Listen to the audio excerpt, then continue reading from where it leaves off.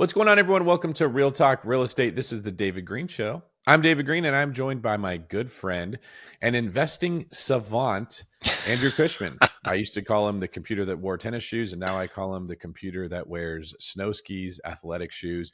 He's the only guy I know that can compete with the computational power of a computer and also ski and snowboard in the same day. Andrew, how's it going? I'm feeling better than the people in pharmaceutical commercials. That's a really good one. I think you have a new line like that every time we do one of these episodes. Do you research to be prepared for that? What there was one time I'm like, what's a better way to answer the question than say, "Oh, I'm good" or "I'm fine," right? And then I just I started thinking about it, and every once in a while they pop into my head. I'm like, "Oh, I'll have to remember that." So, Yeah. I heard somebody say one time, I'm busier than a one-armed wallpaper hanger. And that one always I've stuck heard that. with Yeah, me. I've heard that. I like that one too. Well, Andrew, give us a quick synopsis of your investing expertise and background so we know who we're listening to today. Yeah, I took the traditional route into real estate and got a chemical engineering degree. I did that for 7.5 years, and then in 2007, quit to flip houses full time in Southern California, which was a great time to do it. I had no competition because everyone was scared, and I was just buying things at literally 50 cents on the dollar in Southern California. That was great for a few years, and then by 2009, 2010, and when I say we, my business partner and my wife, we had a couple of great years, but everyone else was starting to figure it out too. And it's starting to get more competitive. And we're like, this flipping stuff is actually just another brutal job, especially when you're just kind of doing it on your own. And so we said, well, what's the next big thing? We reasoned like, all right, well, we had just had a huge recession, which probably means we're going to have a big, long expansion.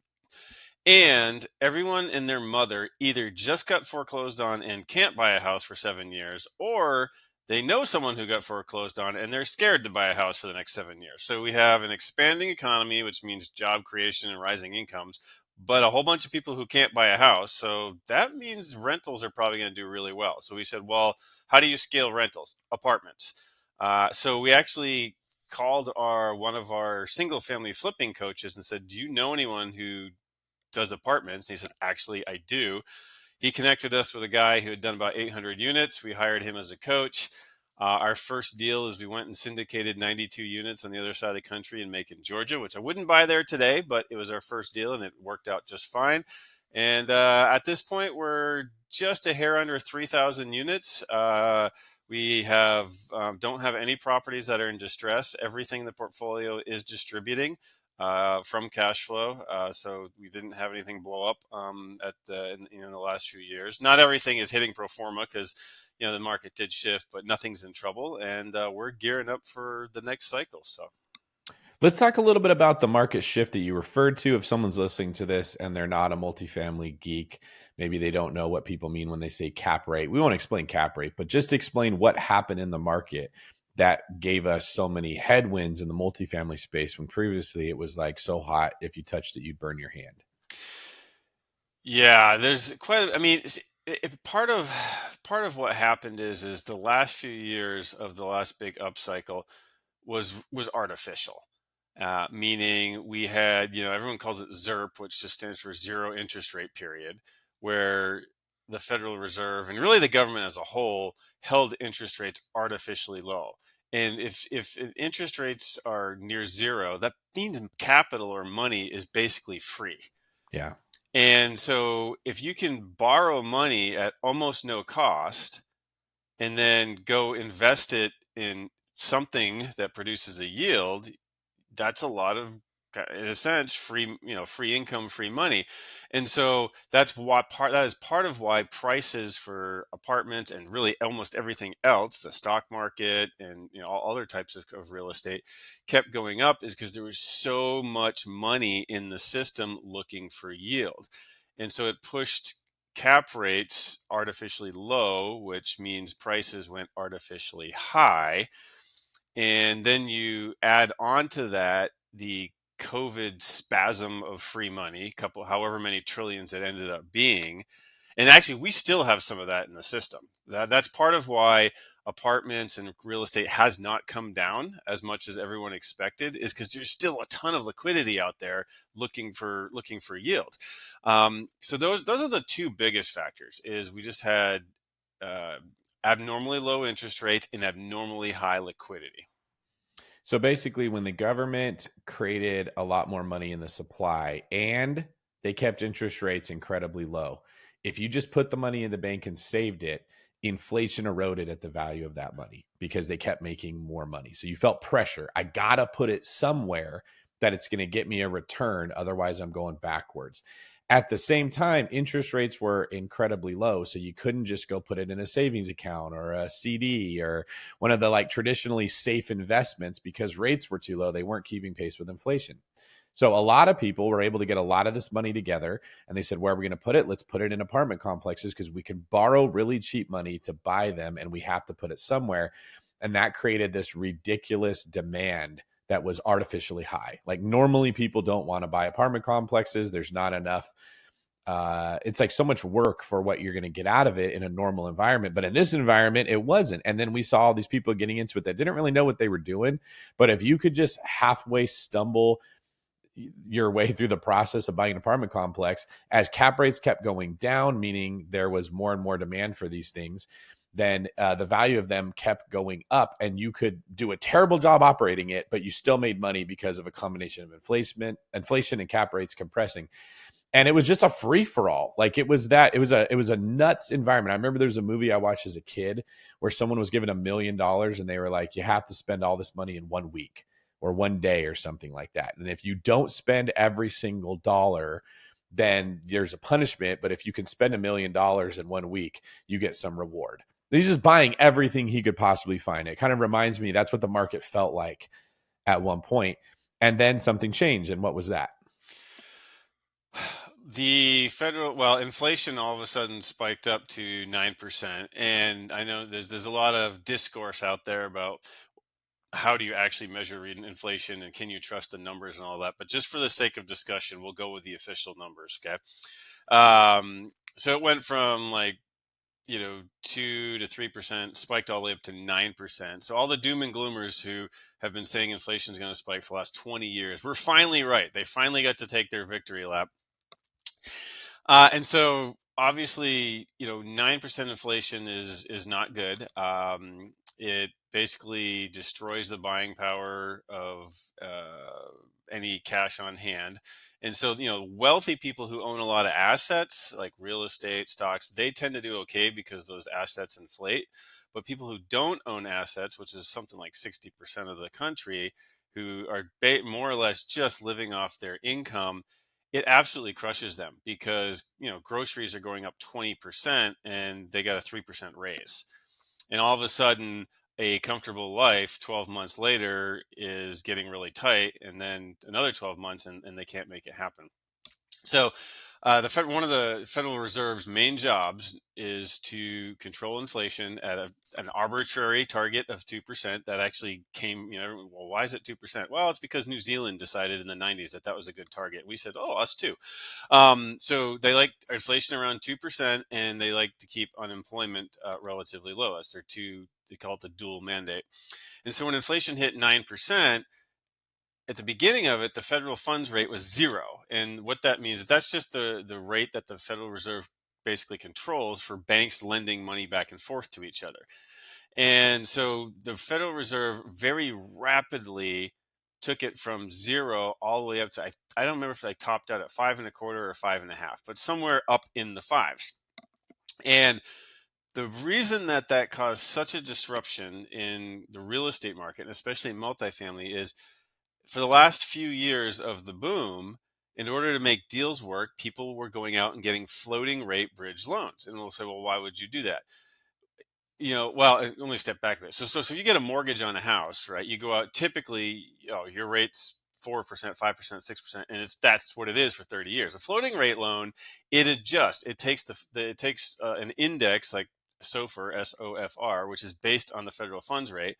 They add a spread to it, let's just say 4%, and so your interest rate goes up and down based Based on on what SOFR does. based on what SOFR does. And SOFR is extremely tightly correlated with the Federal Reserve. So you had all these buyers out there, especially syndicators, like the IT guy who quit his job and raised a couple $1 million from his IT friends, buying apartment complexes, has no idea how to operate them, don't really understand finance and how it works, but they heard on YouTube that they need to take massive action, and massive action was rewarded for the last 5 years. So let's keep doing it.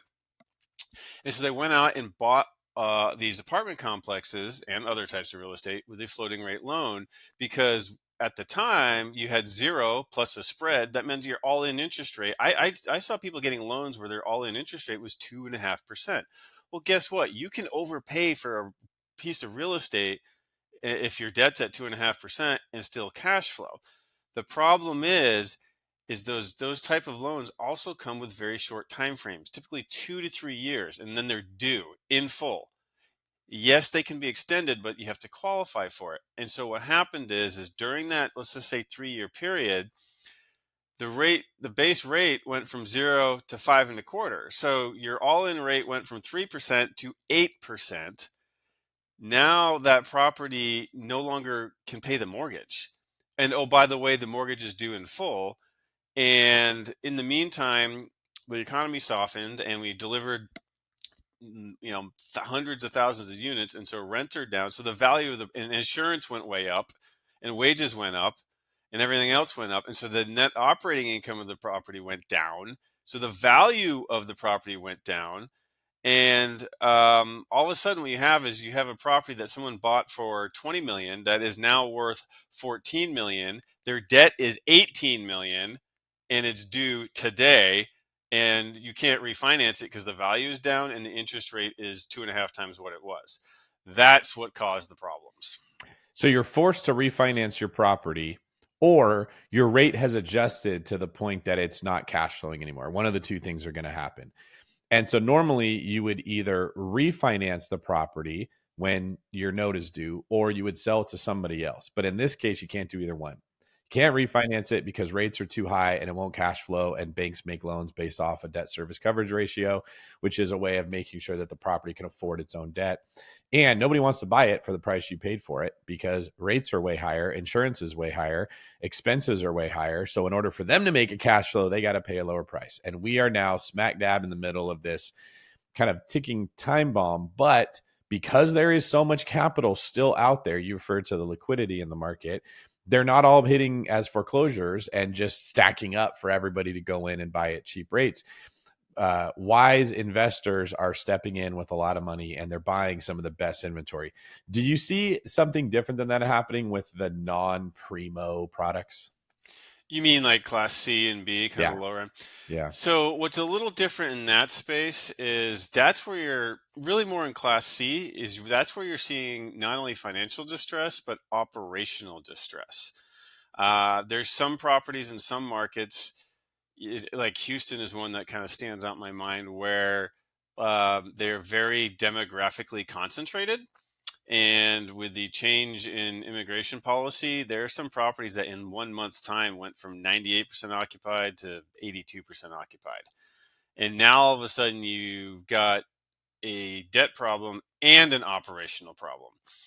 And it's also really hard to raise equity for those class C type properties. And so it's interesting. It's kind of a bifurcated market, and it changes from market to market. But generally speaking, B up to A, so the nicer half, if a property comes to market or even off market, it's got buyers. It's got solid demand, and actually those are still trading at cap rates that are less than interest rate on the loan. So they're still trading. The demand is still so high enough that many of them, if not most, are trading with negative leverage up front. The lower end stuff, especially the lower end stuff that's in not great neighborhoods or not landlord friendly counties, those things are often going no bid, meaning, a couple of years ago, the IT guy could go out and who quit his job and raise $20 million to buy 400 unit C-class property. Now that guy is probably out of business. If he's not, he can't raise the money. And even if he can't get the debt on it because the lenders don't want to lend on it. And if it's 82%, occupied, so that you're seeing kind of a bifurcated market. A lot of the lower end stuff is having trouble. The higher end stuff, there's still demand. I mean, we operate in the B to A minus space. Our average occupancy right now is just a hair under 96%. Like that's that's really good. But if you go to the C stuff, you got properties that are, 70, 80% occupied, and that's trouble. Is there a point you feel like in multifamily in general where you go below a certain occupancy rate and it signals you're in big trouble, or is it different for every asset class and every deal? I'd say it's different for each class in submarket. Um, I mean, there's somehow there's this mythical number out there that, if you're over 90%, that's all profit, and if you're below 90%, you're losing money, and that's just not true. I mean, a property where you've got a good basis and low debt. I mean, we have properties, granted, that we bought, a while ago. We could be 50% occupied and still cash flow. That would be an indication that something else is significantly wrong, but we could still. And then other properties, yeah, maybe once you get to 85, you're at break even. So it really varies. I will say, just kind of in general, probably, all other things being equal, a Class C property is going to have a higher break even occupancy because recurring expenses and recurring capex and delinquency tend to be a lot higher on those. And so that's going to eat up more cash flow. And then also, when you've got a nice, shiny Class A building and let's say for whatever reason, 15% of units are empty, it just doesn't show up aesthetically as bad as when you have a C class property and you got a ton of vacant units. It's hard to explain, but when you drive through or walk through this, you can just tell something's not quite right. And when you've got 10 or 15 or 20% vacant units in a some not good neighborhood, that's when you tend to get things like squatters, drug dealers, people filming OnlyFans videos, all that kind of stuff. And then that drives out the good people and it kind of accelerates downwards. So, Great point. All right. Thank you for that background and kind of where we are in the market and how we got here. So that sets the table for what Andrew and I are going to discuss in today's David Greene show, where we're heading and what to make of this market right now. I thought there's no one better than Andrew to come in and talk about this, and he was gracious to bless us with his time. So we got a couple articles to cover. The first one comes from JP Morgan, and the headline is that the March 2025 Fed meeting, interest rates kept steady, slower economic growth projected. So what can we take away from this information, Andrew? yeah, the Federal Reserve, the mantra we used to hear was survive till 25, right? Everyone thought, oh, as long as we can get to 2025, the Fed's going to drop rates and everything's going to be good again. Well, turns out it's now survived through 2025. The Federal Reserve, like we said, they held rates steady. Their overnight rate is at 4.5% right now. I think they dropped it 75 basis points previously, but they're holding at 4.5%. A couple of interesting things that came out of that meeting is the vote to do that was unanimous. That's actually there's often a fair amount of dissent within the Fed. Some oh, we should raise, we should cut, we should. It was unanimous to hold it at 4.5%. So that shows us as market participants that the Federal Reserve has two things. There's a lot of uncertainty, so they're not going up or down, and they are unanimous and resolved in the fact that we don't know what's going on, so we're just going to stay put for now. And that's what they said.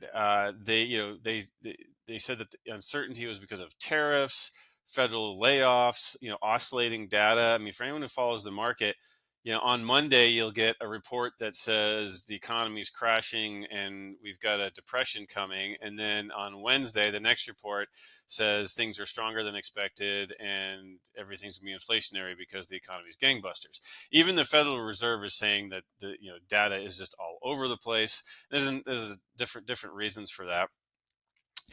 So much so that in their most recent beige book, which is just it's probably the most boring name for the biggest, most boring report ever, but the beige book is the Federal Reserve's just kind of report on the state of the economy. They used the word uncertainty 47 times, which is an all-time record. So with the Federal Reserve and Jay Powell, or Jay Money as we like to call him, is saying 47 times, we don't know what's going on. Don't feel bad if you don't think you know what's going on either, because that's their job. And so the bottom line is they are projecting, and this is in the notes of the meeting, is they're projecting weakening growth and rising inflation, which is the opposite of what they want to see. Now, the one kind of thing that falls below the radar but is important is they reduced quantitative tightening from 25 billion a month to 5 billion a month. And well, what does that mean exactly? So, the Federal Reserve, I don't know, I lose track of the number, but during COVID and all that, they bought literally trillions of dollars of U.S. Treasuries to keep liquidity in the system and help the government pay its deficits and debts and all that. Well, that all sits on the balance sheet. Those Treasury bills, they mature after a certain date, and they tended to buy short term, so 2, 3, 5 year. Well, what happens is those mature, and often what the Fed will do is they'll just, if let's say 25 billion mature in April, the Fed will just go out and buy 25 billion more, right? Just kind of keep things level. What they have been doing is they've been just letting that 25 billion mature and not replacing it. Well, okay, well, what does that mean? Well, that means the federal government has to go sell that 25 billion because they still need the money to the private markets. And what that effect of that is that sucks 25 billion out of the private markets, which means it's not going to real estate, it's not going to stocks, it's not going to buy consumer goods. So it reduces the liquidity and it tightens market conditions. So that's why it's called, and the reason they call it, I think the reason they call it quantitative is because they can easily quantify it. They say, oh, it's 25 billion. So what they did in their announcement is, I think starting in April, they're reducing that from 25 to 5. So now they're only going to let 5 billion a month get sucked out of the system, which is an indication that they are a little bit concerned about growth slowing. And if anyone who's been watching the yield in the 10-year Treasury, mid-January, it was at 4.79. And as we're talking today, it's at 4.15. That's a big move. The 10-year Treasury is the one that we watch, number one, because many of our mortgages are based off of it. But number two, it is the one that is the best indicator of the market's sense of where we're headed. And if it continues to drop, that's a sign that the bond market, which is the largest financial market in the planet, thinks that we're heading towards weaker conditions. And when the Fed says, hey, we're not going to let as many bonds mature and get sucked up by the private markets, that that reduces selling pressure and balances supply and demand and brings longer term rates down, like the 10-year. So you take all those things together, that's part of why rates are down, and that's part of that's part of why a lot of these properties aren't getting rescued, is because the Fed is saying, sorry, we can't drop rates. So does this mean that prices for multifamily are likely to stay the same, or do you think that they could be going up or down based on this information? Yes and no and maybe. So one of the key things is when we're evaluating this stuff is to think probabilistically. Don't get married to a specific outcome and bet the farm on that. My sense from actually being out in the market is that multifamily pricing has hit bottom, I would say maybe the middle of last year, 2024, and has been bumping along ever since. Uh, as if the 10-year Treasury continues its current trajectory, even if it stays where it is, that's going to help put a floor in multifamily pricing. We're out making offers, putting in LOIs, a very regular basis. And I can tell you that when the 10-year is closer to 5, there's a huge gap between what the sellers want and what we can offer. When the 10-year gets down to 4, that gap is much, much smaller. What that means is the closer the 10-year gets to 4, and especially below 4, the more transactions become feasible, and that puts a floor in the market. So as the 10-year drops, and partially because of all the uncertainty going on, that actually helps support multifamily, and that's what we're seeing. But again, prices are, I would say, are down maybe 20 to 30% from the peak, which I would point as Q1 of 2022. And the other factor too is what we talked about before. There's so much liquidity and demand out there that that capital, you've got some really big smart players who are just pouring capital into multifamily because they see it as one of the safest investments. But number two, that real estate is a long-term game. It's not like, hey, I'm going to buy Bitcoin because I think it's going to go up 50% this year.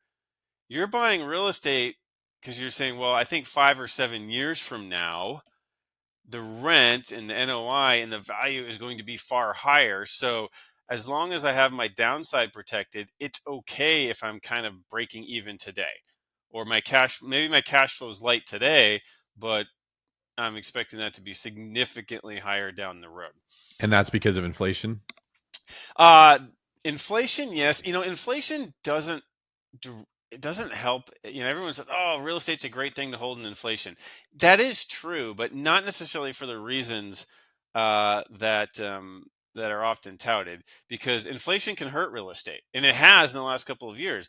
As insurance has gone up, as wages have gone up, as the cost of all that stuff has gone up, rents have basically held flat or declined, and inflation has driven up expenses. So guess what that did? That took down the value of the properties because they're valued based on their net operating income. But the not only inflation and the declining value of the dollar, the biggest thing is less inflation and more the fact that we're about to enter an exacerbated supply demand imbalance where there's going to be less units available than the population needs. That's going to drive rent. I've seen forecasts of 5, 6, 7% national rent growth, which is really high. And then what happens is it's actually the other way. That rent growth then goes into the government's inflation numbers, and we say, oh, look, inflation's high. So it's not that inflation benefits real estate, it's just that conditions that lead to rent growth show up as inflation. So it's kind of That's like really a chicken that's and the egg smart. type thing. Yeah. Yeah, like here's the logic that I hear you saying. I will oftentimes hear a stat because statistics can be misleading. You can make a statistic show whatever you want it to show. And they'll say, when the Golden State Warriors start Moses Moody, they are 17-4. And so you go, oh, well, then we better start Moses Moody every time because that's why we're winning, right? But then you look and you realize that they only start him against the bad teams. And you're like, oh, wait a minute. So we beat bad teams. And when we play a bad team, we're 17-4, right? There's so many things like this that when you read the headline of the news or you listen to people talking, the news doesn't often outright lie. Very few people will tell you a straight up 2 + 2 is 5 type of a lie. Okay. It just doesn't tell you all of the information. It tells you the piece of it that creates the narrative that they want you to believe. Or maybe they do that because you want to believe that. That's why you're watching that news source. Right. This is another great example of people criticize Fox News or CNN because they don't give the whole story. But I mean, they're not giving the whole story because that's what their audience wants. Their audience wants to hear this part of it. So is it the news's fault, or is it our fault as people with confirmation bias that seek the information that confirms how we like to see the world? Another great example of looking at it backwards. Now, with this in mind, I had heard for years that we were overbuilding multifamily. Are you saying that in a lot of markets that's not the case? No, you're absolutely right. Especially again, when money was effectively free, we were developing like crazy. So, markets like Austin, Atlanta, I mean, there's quite a few markets out there where we did temporarily overbuild, only in the sense that there's just not enough people to absorb that many units at once. And so, yes, I think we either created a new or got very close to an all-time record high for deliveries in multifamily. Well, that is now falling off a cliff because when the Federal Reserve raised rates 500 basis points, most developers get loans that are floating rate. And then when the property is built, they either sell it or transition into a fixed rate loan or a different type of loan. And so what that means is for a developer who could go out and build a 100-unit apartment complex with an interest rate of 3%, that interest rate is now 8 or 9. Oh, and by the way, the bank is nervous. So instead of 80% leverage, they're going to give you 60, which means that developer has to come up with way more money. And so far fewer projects pencil out, and therefore far fewer projects are being started, and the amount of deliveries is falling this year. It's still high this year, but it's falling. It is supposed to drop to well below normal in 2026 and stay there for at least a few years. I've actually looked into developing and can't get it to work between the cost of the land and the cost of building. And then when you look at tariffs, the cost of lumber going up 25% and steel and all this, developers, I mean, that's making it even more difficult, and they can't get to pencil out. And then there's so much uncertainty that they're just kind of, holding back, say, well, let's wait and see what happens. So the net effect of all of that is we are going to be back to a severe supply shortage coming up in the next few years. So yeah, the overbuilding in places like Austin, Atlanta, that's a very real thing. That's why those markets are seeing distress in multifamily. That's why rents are down. It depends on where you hear it. I think it was 4.4% in Atlanta in 2024, and I've seen Austin numbers from 7.7 to 12 something, right? I mean, it just depends on the source. But the bottom line is yeah, rents are going down. Which, as a side note, you don't need rent control. You need to just build more, and rents will come down. But yeah, but again, that all reverses, and so the smart money is positioning themselves ahead of that reversal so that they already own the assets. Because once it starts hitting, and CNN and Fox and MSNBE, that rents are up 5% and values are, then everyone's going. Now you're going to be back to overpaying for the stuff. So Yeah, that's a great point. That's what most people do is they wait until it feels safe because everyone else is doing it.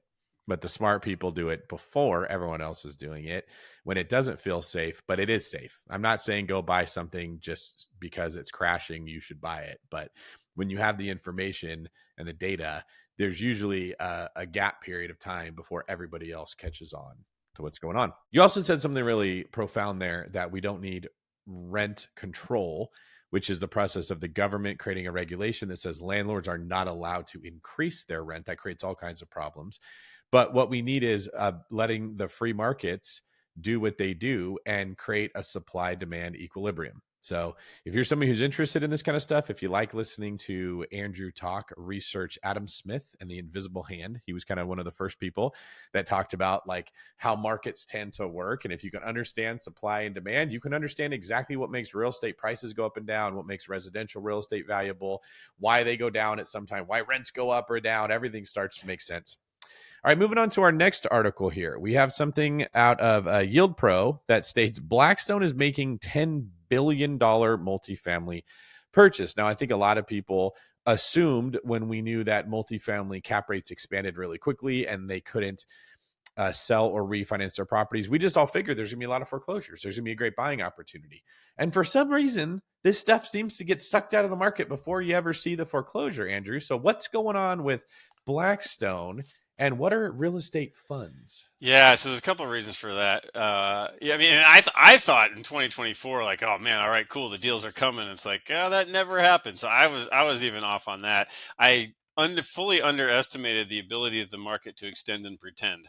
I think we're coming to the near the end of that. But then also to what you alluded to, there's a lot of deals happening behind the scenes that we just don't see and don't get access to, where lenders will just go to their favorite operator and say, hey, instead of foreclosing, we're kicking the sponsor out and bringing in this other guy that we like and who can actually run the property better. And it's just, it's just not coming to market. So Blackstone, and it's one thing where I think probably 99.87% of listeners have heard of Blackstone, but I'm not sure if everyone actually knows what they do.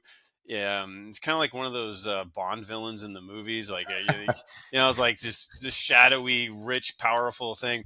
Basically, they are like one of the world's largest alternative investment management firms, and they specialize in private equity and real estate, and then also they do credit and hedge fund stuff. But they're big, big, big into real estate. And so this was actually in 2024. So they were also a tad early as well, but it just shows you the mindset of some of the biggest, smartest money out there. They acquired Apartment Income REIT, which is basically a real estate investment trust. So it's a kind of like a publicly traded thing where that just Mm-hmm. goes out and buys real estate. So So you put they're your money into, you buy shares of a REIT, which is kind hmm of investing, kind of like what a stock would be, but instead of buying a share of a company, you're buying a share of a fund that only buys real estate. yeah, exactly. Yep. Yeah, and they tends to pay dividends and all that kind of stuff. That's why people. That's part of the reason people like it is cash flow. Uh, so they bought the whole thing for approximately $10 billion, and they basically said, "Yeah, we're doing this because we believe commercial real estate is bottoming out, and that the timing is right to increase investments after a period of more cautious activity." And again, it's kind of like if you're sitting in the market going, "Well, geez, I don't know what the right thing is to do." Well, you look at the biggest, smartest guys, right? Well, what is Warren Buffett doing? What is Blackstone doing? What are the most experienced? To just think of how much more data and insight Blackstone has than you and I have, right? So if you're sitting here going, "Oh, geez, there's 27 economic reports a week, and they all conflict, and one guy's saying we're going to crash, and we're going to be all the only thing we're going to be able to eat is the eggs from our own chickens," and then the other guy says, AI is going to make our life easy and everything's going to be great. Like, what do I do? Just go do what the biggest, smartest, richest guys are doing, because they got that way for a reason. Great point. Now, this doesn't mean that Blackstone is buying apartment complexes. What they're doing is they're buying a fund that owns a lot of real estate, right? Yeah, yeah. It's basically, you and I, if and other listeners, if we're fortunate, we're looking to figure out, well, how do we put $100,000 to work, or how do we put a couple $1 million to work? Blackstone from their perspective, is like, it's not worth the paperwork if we can't put a few billion to work. Well, how do you do that? You have to do something that gives you massive scale. So you go buy a REIT that they already have thousands of units. Great point. And that would be units that a lot of people have been hearing from the YouTube channels with the fire in the background. And it's crazy, Andrew, because they get 300,000 views over a week because they put this multifamily crash coming. Keep your powder dry. You're going to get deals for pennies on the dollar. And none of that stuff actually even hits the market for sale because Blackstone goes and buys the REIT that owns it, and they become incredibly well capitalized. And I mean, when I think of a company like Blackstone, or when you hear Wall Street, it's like the closest equivalent we have to unlimited capital. Yeah. They can just pull it from anywhere else and inject it into this investment if they do have capital expenditures that weren't expected, or like the type of things that knock out the small guy. You need to put a new roof on your house, you ran out of money, you didn't keep enough in reserves, and you had vacancy issues or whatever. It's almost non-existent when you have this much money. Doesn't even hit the balance sheet, basically. Yeah. So small. Yeah. So if you're waiting for foreclosures and they're saying, hey, we're looking to buy more real estate, not only are the foreclosures not coming, to me, the even sadder thing is the ability to buy that type of real estate yourself may not be coming because you have these huge players that just keep collecting capital from a bunch of other rich, smart people. And then they're stepping into the space where the David Greene show listeners used to be trying to play. And it's just like, you're the bad news bears and the New York Yankees are coming into town. And now you're like looking at Aaron Judge and you got to pitch to that guy like, what is this? Well, and another key point here is, notice Blackstone's, they're not saying, oh, multifamily cannot go down another 5%. They're looking longer. It could. I mean, let's say we get a real recession and interest rates go up, or whatever. It very well could. They're looking longer term, saying this is the opportunity to buy it now, because 5 to 7 years from now, you know, getting it at the exact bottom, number one, you can only do that by really kind of luck. But two, it's not going to matter that far down the line. And second of all, they also realize, when you talk, maybe you can do this in stocks, but in real estate, you can't build your entire portfolio in 1 week. You have to do it over a period of time. And so, yeah, that means you're going to start a little early, and maybe you're going to still be building into the upcycle, but you've got to do it when the window is open. The window first opens, that's going to feel a little more scary, and when you see the window closing, you're going to feel a little bit better about it. But that's how you build a portfolio during that time frame, and that's what they're doing. I mean, obviously, I don't have any connections to Blackstone, but if I did, I bet they realize that, yeah, we might be a little bit early on this, but that's okay because they're looking again down the road, knowing this stuff is going to be cash flowing and be much more valuable at that point. Yeah, that's a solid point. For those that are confused by Blackstone and Blackrock, how are they related to each other? I think one's made out of granite and the other is quartz. I and then, see, and my goal is to become Black Pebble, right? Like just as Right, good, but right. a lot smaller.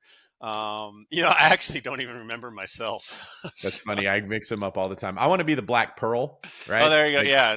No, shiny head. that's Johnny Depp's ship, isn't it? That's why I want to be the Black Yeah. Pearl. Pretty Yeah. cool name, right? And Yep. I got my head looks like one with a little bit of fuzz on the bottom. I don't know this. Somebody's about to criticize me. I've been getting a lot of criticism lately because I said the word tariff and the Trump derangement syndrome has all hit a wave and attacked my comments on YouTube. So I'm okay with it. But I think Blackstone, at least the way I see it in my head or my understanding, is it is like a subsidiary of BlackRock that focuses on alternative investments, particularly real estate stuff. But I think that they are part of BlackRock. They made their name as confusing as possible. Andrew's going to Google check this or Chat GPT it for me Yeah, as I we're am talking because here. you know what? I've actually had this question pop up in my own head, and like, yeah, you know what? Now that we're discussing, I'm like, let's go solve this once and for all. Oh, hey, it's David Greene. Not surprisingly, you are correct. So this is the answer according to Perplexity. I have not obviously had a chance to verify this, but it says BlackRock and Blackstone were originally part of the same company, but split in 1994 due to differing visions between their founders. So BlackRock specializes in asset management. Blackstone focuses on alternative investments. So there you It's like it sounds like two rich white guys arguing over who was going to go. get the name, and Yep. like one of them won in court, and the other one's like, "Oh, really? You get BlackRock? Well, then we're going to be called Blackstone, and we're just going to make everybody think that it's our company too." That sounds like that's how that went down. Yeah, yeah, you're exactly right. I seriously I want to rebrand as Black Pebble, like just kind of like ride the tail. Andrew the Black Bevel Cushman. That's very funny. The way that I remember it is Blackstone's initials are BS, and I tell myself it's BS that they're buying all the houses that we used to be able to Oh, buy. there you go. There you go. Yep.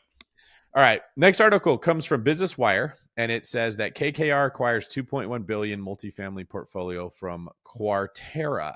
So what does this mean? So KKR, they're a global investment firm that manages alternative investments. Just alternative investments basically means anything that's not a stock or bond. So they do a lot of real estate. This just kind of reinforces that the Blackstone $10 billion deal is not a Yeah. one-off. Right. Uh, KKR, they bought 5,200 units, primarily coastal market. It's in Sunbelt, so Florida, Texas, Georgia, North Carolina. That's where these things are located. And what they said is they see it as an opportune moment to invest in real estate while transaction activity is low, basically saying everyone's scared, so we're going to get in because we feel like we can get a good deal. And then they said that they are particularly bullish on multifamily fundamentals in high growth metropolitan areas where new supply is expected to slow. And that just gets back to what we were saying before is within a year or two, we are going to be well past the pig in the python of all these units being delivered, and when that happens there's not going to be enough and rents are going up. So KKR, just like Blackstone, is positioning themselves ahead of that. Solid point. It's not just Blackstone doing this. It's not like they're so rich that they can just go spend more money than they need to. There are several different hedge funds doing the same thing. In this case, they bought a portfolio of 18 high quality Class A assets in the coastal and Sunbelt markets. Does the location itself tell you anything, Andrew, about where the smart money is looking and what they think is happening with demographic shifts? It does, and then again, that's always when I talk to people who are trying to get into multifamily. That's when well, how do I pick a market? Well, I don't know. What is Blackstone and KKR? Where are they investing? Well, they still like Florida, Georgia, North Carolina, Texas, right? So okay, well, they're probably pretty smart. Um, so what it tells you is that the long term demographic trends that we saw in the last cycle are continuing. Um, states like that we just talked about, even if we don't have a lot of foreign migration into the country, we still have a lot of net migration inside of the country between states. And so if the nation as a whole is at 0% population growth, there's still going to be states that are at 5% positive. Well, not 5%, but 2% positive, and other states that are at 1% negative. And so you want to buy in the areas where you have that positive growth. And those states listed are some of those states. And that tells me, like, okay, well, that confirms like those are the areas I want to be. Blackstone and KK&R are saying we expect these areas to continue to grow. And oh, by the way, they're also, tend to be more landlord friendly, as opposed to landlords are the devil, like in LA County. And so that tells you, like, okay, the biggest, smartest money in the world is saying these are the areas to invest in. I'll go do my own research, but that tells me where to start. Yeah. There's sort of like a tipping point where you see conservatives and liberals all living together because it's such a pain in the butt to move. And you just get political clashing. You get protests. You get people calling them libtards. You get Which is one of greedy. my favorite words, by the way. Yeah, it's a funny word. I know. I've always It's thought just it's it's just kind of a funny. funny word. Take it out of all the other contexts. It's like, really, like, yeah, it's just fun. Well, it's also, you're not allowed to say retard. That word has been banned. I might even get in trouble because I just said it, but you can still say libtard, which seems like worse in a way. But Well, like, it's like leotard, right? Maybe you can't say that yeah, anymore. I don't know. there you go. But like, as the polarization it just continues to increase in the country, you get literally to the point where the conservative side in many cases are saying, I can't and won't live with you. And I'm tired of you taxing all the work I'm doing. And it feels like you're not doing the work. Now, it's much more complicated than that when you're getting into political situations. But I think that's the way the conservatives see it. And so they say, I want to go move somewhere with low taxes, good weather, and less people trying to take my money. Right or wrong, that's, I think, how they look. And so then they move to the Sunbelt areas where you have kind of old traditional values, less progressive thought, less focus on education, a little more focus on like blue collar, small town vibes. Small business owners tend to dominate as opposed to big Amazon centers like you see moving into the liberal areas. And that's where the population looks to be moving. And that's where the opportunity tends to be. So I've said this so many times. You and I were at a Go Abundance conference together. It's actually when we both said, hey, we should get on the Bigger Pockets podcast, if you remember that. And This is we had 2016. yes, that's it. We had Hal Elrod come up to us and connect us with the people that Mm-hmm. did the actual show. And that's how Andrew and I got to where we are right now as far as being on camera. And at that event, Robert Kiyosaki was there. And he had the biggest like grift ever. It was like awesome for him, where he got paid a whole bunch of money to go up on stage, play a video of him talking for like 30 minutes, I remember that. give a 15-minute talk, and then walk off stage. And it was like, I think Hal even said, I should have done that. Like, just play a video of me talking instead of actually talk to people.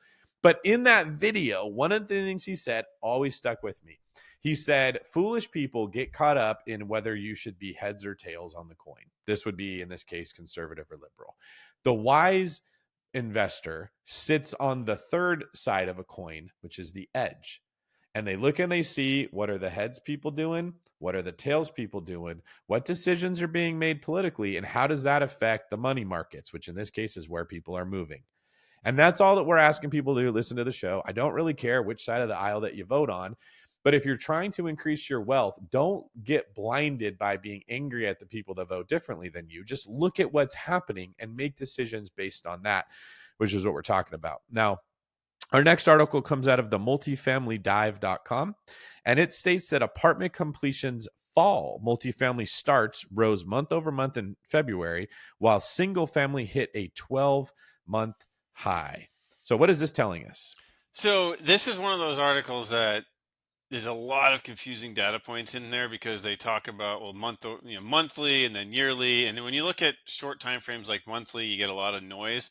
But to kind of take it down to the signal, which is the longer term, more important message that you want to pay attention to. Again, kind of gets to what we talked about before, is multifamily developers on an annualized basis finished 646,000 apartments. That's buildings with 5 or more units, which is 15.8% year over year decline and 20.7 month over month. So again, that gets back to supply is rapidly falling off a cliff. And basically, John Siegel, who's the co-founder and chief investment officer of UDR, which is again another big REIT, his opinion is that 2025 is going to be a transitional year, and that 2026 is probably when we're back into the upcycle. Now if we get a recession, maybe it's closer to 2027. But I can tell you right now, in spring of 2025, we are seeing demand pick up, and we're actually back to doing slight rent increases on renewals.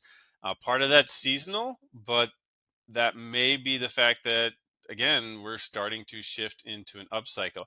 And so again, just another, UDR, they're a big player, very sophisticated. They're highlighting the fact that, yeah, there's less new supply coming, and we're expecting that to flip the market back to an upcycle by 2026, and 2025 is the transition year. All right. I'm just going to ask you a question. There's no way you can possibly answer. It's going to drive you nuts. And I do this too on purpose sometimes. Do you think that we're just going to keep pushing back the year of the recovery every single year? Well, let's see. It was, survive to 25. It'll be fixed in 26. Feeling like heaven in 27. All's great in 28. Looking divine in 29. I don't know. I don't know how you rhyme 30. So, is there's going to be some of that, but I will say the market's willingness and ability to extend and pretend has exceeded all expectations. And it's kind of like when the stock market, when people say, it's just too high or whatever. Well, the stock market and every other market can maintain irrational exuberance far longer than you can maintain liquidity. So could this go on longer? Yeah, it really could, especially if banks and owners start to feel like they see light at the end of the tunnel. Like, if I just hang on 6 more months, rates will drop and it'll fix everything. That gives them more resolve. When the 10-year spiked to like 5%, we were starting to see signs of capitulation, meaning people are just like, all right, this just isn't going to happen. I'm out. Well, the further the 10-year falls, and therefore the brighter the hopes of getting out and refinancing, the more reluctance we see for people to sell. It's like, no, I can hold on. It's going to get better. So you get a lot of conflicting factors. So as the 10-year falls, it gets easier to buy, but then sellers are also hanging out. I'll give you an example. We sold a great property to a group in 2021 in one of the best suburbs south of Atlanta, one of the best deals we ever did. They are now trying to sell it back to us at the price they paid, just so they can break even. And we've been having this same discussion for the last 2 years now, and we're like, we cannot pay what you paid. It is no longer worth that. And so rather than sell, they went and put some capital in and refinanced. Now we've been doing this conversation for 2 years. Same thing this week. They're like, well, we need this to get back out of it. And we're like, we would love to own these again, but it's not worth that today. And so they're like, well, then we're not going to sell. And that just keeps playing out over and over again. Now, of course, you have other operators who can't hold on. Those ones are starting to come to market, but the ones who can are, and getting Yeah. quite resourceful in the ways to do it. I think it's very similar in the residential market. You're seeing a lot of short-term rental operators, for instance, that their numbers are down significantly, 20, 30% from what they were doing before. And then you're like, man, I'm barely scraping by. And then you get the roof goes out, the HVAC goes out, the pool has a massive leak and needs to be fixed. My two condos in Maui, for instance, just the HOA out of nowhere said, hey, we have to replace the pipes. It's going to be $56,000 per unit. Oh, We're going to need $120,000 or whatever in $112,000 in the next 3 months. So like that type of stuff, like you get these people barely holding on and then something catastrophic happens and it just breaks and they put their house on the market. Well, do you think anyone's buying these Maui condos when the buyer's going to have to pony up $56,000 and all the other people are putting their condos on the market? And Hawaii has its own issues when it comes to like allowing landlords' rights to use their properties, short-term rental, renting it out, you tend to see that everything happens at the same time. It's like people hang on, and then they all give up, and then boom, the inventory gets glutted. There's nobody to buy it, and we all turn to the federal government. We say, you need to do something to fix the problem. And usually their solution creates a bigger problem down the line, which is really how quantitative easing put us in this position of inflationary pressures and tons of money and low interest rates that we're in today. Now, one of the differences with multifamily we're talking about today is that you tend to have more sophisticated buyers. It's not like residential investors are stupid, but you can do this part-time. You can have a completely different job and just buy a couple rental homes. You don't The comps are based on what the Smiths paid for their house, right? You're competing with regular people that just want to live in a house, not other real estate investors. So it's a completely different mindset and commitment to excellence that you're going to see in commercial products versus residential. So I don't think you're going to have as big of a mess in the commercial space because, like we're talking about today, there are funds that can step in to buy stuff. People can put money together to buy it. Like you're having a conversation with the folks south of Atlanta 2 years before you even buy the house. That's not very common to see in the residential space. And our next article is from Business Insider. And it states that it's not going to get any easier to buy a house in the next 2 years, economists say. So, what is this telling us about home affordability and supply and demand? Yeah, so I forget the exact numbers, but the cost of buying the average house right now is, I want to say, depending on who you're getting it from, anywhere like 35 to 40% higher than renting an equivalent like apartment. And there's multiple factors in that. The two biggest ones being just the fact, number one, housing prices are still super high. Capital Economics is predicting housing home prices to rise 4% again in 2025. Will that happen? I don't know. Some markets seem like they might be headed for a little bit of a decline, especially situations like where you were talking about, where everyone's saying, "That's it, I gotta sell this thing." But let's just say they stay flat.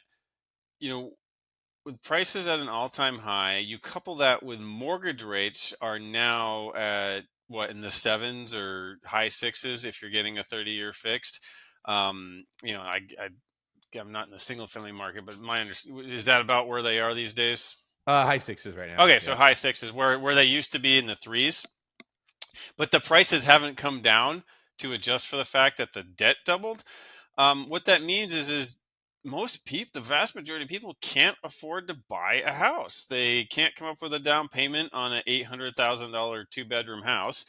And by the way, the mortgage is double what it used to be, and they don't make enough to qualify for it or pay for it. And so, what that does is that drives more people into the renter pool that would otherwise be buying a house. It keeps people who are already in the renter pool in there longer, and it creates interesting dynamics within the multifamily market. And I'll give you an example. 5 years ago, if we had a property, most of our properties have a mix of 1, 2, and 3 bedroom units. 5 years ago, the ones and the twos had the highest demand, and we often had trouble with the 3 bedrooms. We'd do things like pad split and all this to try to get them rented and get more Mm-hmm. get you know get Mm-hmm. higher rent for them. That has completely flipped. We cannot provide enough 3 bedroom units at our properties. If one comes up, we'll have 5 people fighting over it. Because when it comes to rentals, the most common floor plan is a 2 bedroom, and then ones and not many 3 bedrooms tend to get built. And so for the last 4 years, the demand for 3 bedrooms has been off the charts. And so we're actually getting ready to close on a property that is all 3 bedroom units. That is something we never would have touched 5 years ago. Whereas now we see that as a play on the housing affordability crisis. The fact that people they start having kids, or you get or people are just 4 people are getting together saying, "Hey, let's just go rent something and share the rent." They can't get a house, and Well, is so the idea that if you wanted a 3 bedroom apartment, you probably would have been able to afford a 3 bedroom house, and that's what people would have rented instead? yeah, it used to be that way. It used Yeah. to be that way. And then when we look at, and when you're buying 3 bedroom apartments, part of your competition is single family rentals. Well, when you go look at single family 3 bedroom 2 bath rentals in suburbs of Atlanta and some of these tertiary markets, most of them are very mom and pop, if not definitely not professionally managed, and often not managed at all, meaning there's tons of deferred maintenance. It's an 70-year-old house where that person can say, hey, for the same rent, I can go rent a 3 bedroom apartment in a gated community with a pool, 2 dog parks, 3 playgrounds, a fitness center, on call 24-hour maintenance, professional management. And it's like, well, which is a better deal? Well, actually, it's these apartments. And that's what we've been seeing the last 4 years. We cannot keep 3 bedrooms in stock. And so we're actually buying a property that's all 3 bedrooms. That's crazy. And, you know, That's crazy. Because when you and I were talking about this stuff, it was almost like you wanted to avoid the 3 bedroom units because that's where your problem tenants were going to come from. that used to be the case. Yeah. And I, then I so mean, and I then and you make small adjustments. So like one of the things we're going to do with this property is every unit has a back door kind of to a small patio. Well, we're going to fence those. We're going to fence those so that everyone has their own private little patio. So what does that do? Well, it kind of makes it feel like they have a yard plus a huge amount of common green space. And again, just we own we own quite a few properties in very similar markets, and the demand for that's off the charts, and I don't see that changing. So even if pricing on houses comes down, even if mortgage rates come down, there is such a massive gap that there is a lot of room for that gap to collapse and still for housing to be unaffordable. I have not seen anybody predict that affordability is going to fix itself. And even if we get a recession, even if prices come down, even if rates come down, it might improve some. And candidly, just for people looking at it, I hope it does. But is it going to revert to being to where renting is more expensive than housing? It looks extremely unlikely anytime in the near future. So there's two components to affordability. There's how much something costs and there's how much you make. Because if prices for everything are going up, but you're making twice as much as their prices are going up, then things are becoming twice as affordable. And we tend to focus on the prices, but not the income or the revenue side. Very similar to real estate. You have income and you have expenses, right? And how profitable you are is a function of those two pieces. There's two levers that can be pulled on. There's a lot of talk right now in the news amongst the government that they're trying to get the government to bring expenses down. There's not a lot of talk of how we're going to create job opportunities and get more money opportunities to be made. That involves human beings being more productive, doing things that are valuable to society, producing stuff. I wish we talked about that more. I wish we were like, look, we printed a bunch of money. It is really hard to get it out of the economy once it's there. We have inflation. It's really hard to stop inflation. What we can control is much better than what we can't. And that would be more opportunities, people that are getting out there. Like if you're at your apartment all day long because you got nothing to do, it sucks being in a tiny space. If you're coming home at night to eat and sleep, it doesn't bother you as much because you're out doing fun stuff and working, hopefully. So I would like to have you on another show, maybe a YouTube show, to talk about like tariffs and how tariffs could impact the overall job market, if they're going to, if they're not going to, and if we can get income coming up, which is a way to tackle affordability without trying to put the lid on inflation. That's very difficult. yeah, that topic is a whole nother show. Yeah. All right. Our last article for today comes from CBRE.com. Andrew, how many times a day are you on CBRE.com? CBRE.com, maybe once, but if, that's one of, I don't even know how many countless sites that I'm visiting or listening to or getting emails from. So, In my head, I picture you on CBRE.com like 12 times a day. Like you are CBRE.com walking around as a human being, just breathing and eating multifamily information. So this article says the cyclical recovery is just ahead. What are they talking about here?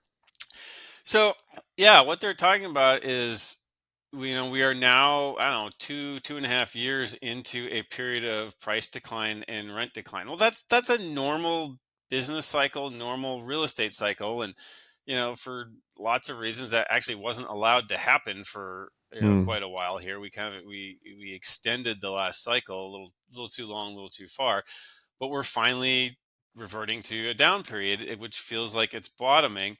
And so that's when they say a cyclical recovery starting in 2025, that's what they're referring to, meaning we were at a peak, we came down, it's bottoming out, and then now the cycle is going to start a new cycle, which begins with a period of rising rents, rising prices. And so what they're saying is that, for 2025, they're expecting, and these are national numbers, right? So real estate's very local.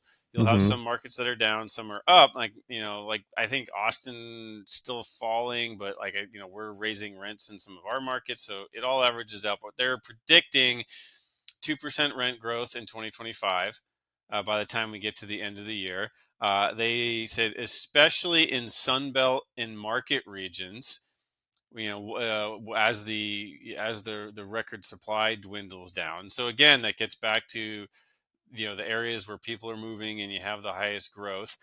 By the middle of this year, they're saying multifamily construction starts will be 74% below the 2021 peak.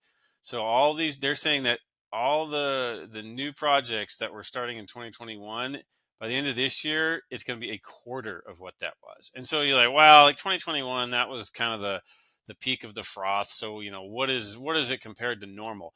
Well, that's 30% below the pre-pandemic average. So by the end of this year, we are going to be 30% below the normal average when it comes to the pipeline for creating new units, which means, again, supply demand imbalance. And you combine that with strong renter demand, because again, housing affordability might get better, but probably not going to be fixed.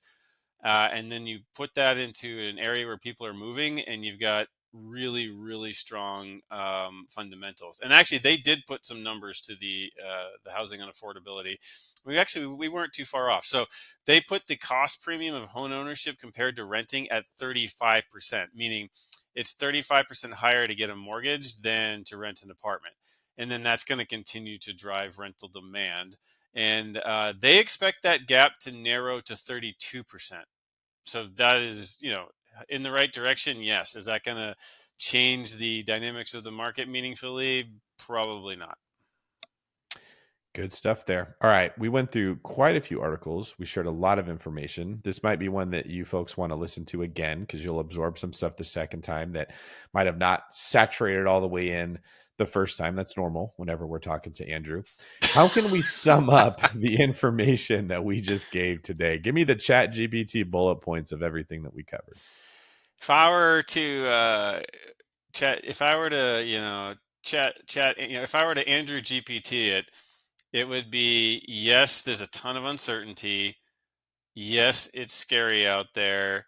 Yes, it is the time to selectively and cautiously start building a portfolio to benefit from the next cycle that's starting. And that could be buying your own 5 unit or your own 4 unit. It could be buying your own 100 unit, or it could be investing as an LP in a 200 unit. But one way or another, getting into the market. Now, the next 10 years are going to be a lot harder than the previous 10. The previous 10, all you had to do was watch a YouTube video that says take massive action. You took massive action and everything went up and you win. It ain't going to be that way this time. This time is going to be normal, where you have to buy the right property. You have to finance it the right way. You have to operate it the right way, and execution will matter. But that doesn't mean the opportunity isn't there. There's actually going to be a lot of opportunity. It's just that you're not going to have a massively rising tide that rewards anyone and anything. That's a solid point. For years, the majority of my advice was here's what's going on. Here's how real estate works. You need to go out there and buy something. Don't buy something stupid, but there's a lot of things that will make sense in today's market. So get over your fear. And I've heard people say, well, why was David saying I need to buy a house? And now he's saying maybe don't buy a house. We were in a different market. It was a completely different scenario. It doesn't mean, I don't think people should look at real estate, I guess is what I'm getting at, like stocks. Like, do you buy at this time or do you buy at that time? It's way more nuanced than that. These are not button pushing investments, like I like to call them, where you just watch and you say, I push a button and I have it. You're planting a garden that you're going to be weeding and cultivating and watering and paying attention to. And at the same time, you have to pay attention to what plants you're going to plant in the first place, right? Do I want to plant oranges, apples, almonds? What's going to sell? Where's supply and demand? And that's why we cover this much information and nuance, because it is not as simple as, oh, Netflix went down, I should buy it now, or Apple's too high, I'm going to wait for it to go down. It doesn't work to look at real estate the same way that we look at other investments. But boy, when it works, does it work out well. It's the best when you hit it just right and you get into it and you develop a skill set that other people don't have. And you, my friend, have done that very good. And we're very appreciative at the David Greene Show for you sharing your time, your knowledge, and your expertise with us. If people want to get a hold of you, what's the best way for them to do that? Yeah, I'm not a big social media guy. You won't see me dancing on TikTok or post on Instagram or anything like that. The one outlet or platform that I use is LinkedIn. And that is me posting. If you comment, that is me replying to the comments. It's not a chat bot or anything like that. So yeah, connect with me on LinkedIn, and of course our website. If you just Google Vantage Point Acquisitions, it all comes up, but it's vpacq.com. And yeah, that's there's a couple of different ways to connect with us on there, and those are the best too. There you go. If you head to davidgreen24.com/join, JOIN, you will see a form that you can fill out, very, very short. When you're filling that out, check the box that says I am or I am not an accredited investor. And if you would like to invest with Andrew and I when we start buying, you can do so hands off, and you can also support the show. So make sure you go check that out. You can also get subscribed to my free text letter that has mortgage interest rate updates, market updates, foreclosure updates, all kinds of news and relevant information in the world of real estate to check out. Andrew, thanks for being here. We'll have you back again. Take care, bro. All right, sounds good. Thanks.